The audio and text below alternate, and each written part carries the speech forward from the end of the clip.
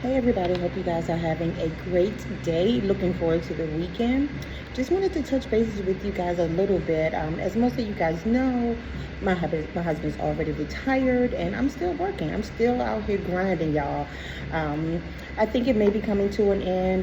Definitely within the first half of this year, I'm kind of shutting things down, getting ready for that retired living like everybody's doing around me. But I just kind of wanted to talk to you guys about what does that really look like from, I'm then going to be 100% dependent on my husband's retirement because I don't have a retirement. Of course, I have some savings, my 401k, and there are some things put in place, but like reoccurring income on a monthly basis is not there for me. So I have to either create that or solely rely on my husband, which has always been the plan. So that absolutely works.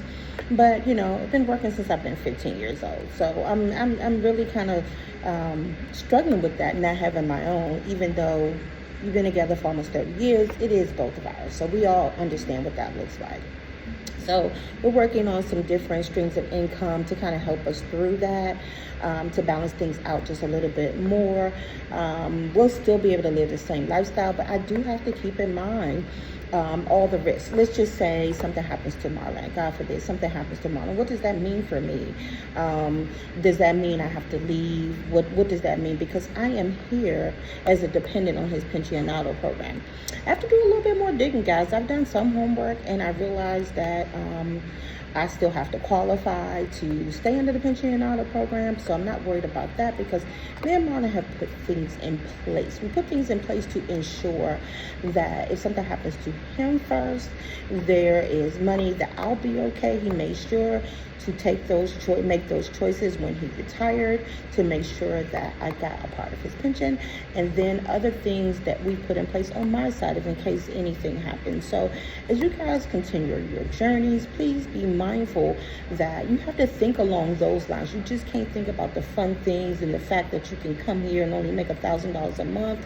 And if you listen to other people out there, other content creators out there, which I really don't consider a content creator, but we kind of fall into that realm a bit now.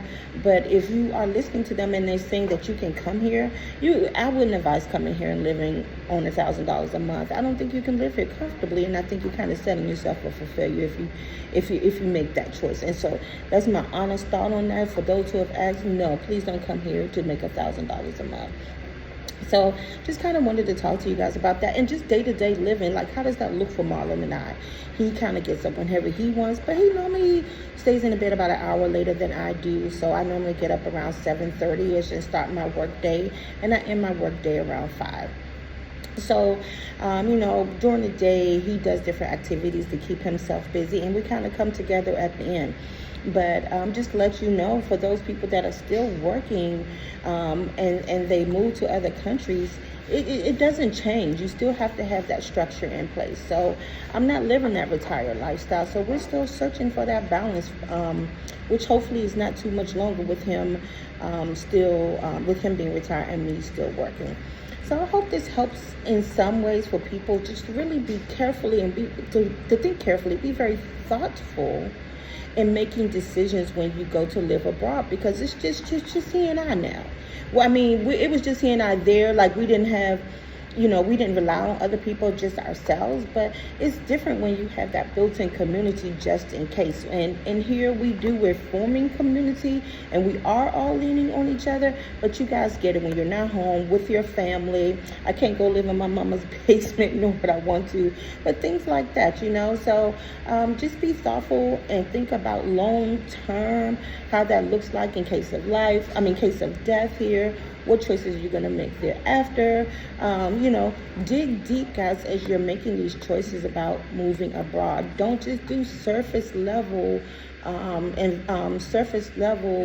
what's the word I'm looking for? just surface level looking into it. I can't even think of the word. Just don't just do that. Just make sure you dive really, really deep and think about the things just in case things happen, just in case this, just in case that. Don't take it for granted that the laws that are here are the same as they are in the U.S., that you can walk into a hospital without paying. That doesn't exist here, guys, at least not in the public, in the private hospital system. It does not exist here. You're not going to live the same life. So you have to be very thoughtful in your choices and really sit down and look at your day-to-day living and really come up with a great solid plan before you choose to move abroad. We did it sight unseen, as you guys know, and we've made it, and we're absolutely fine with it. But do we ever suggest it to other people?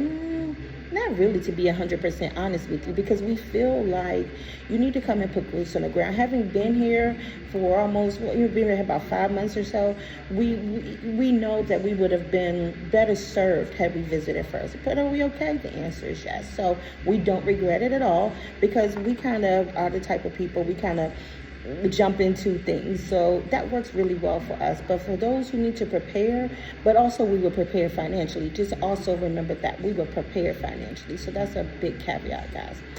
Sending you guys love for this nice long weekend, and hope that you guys have an amazing day. Love you guys. Bye.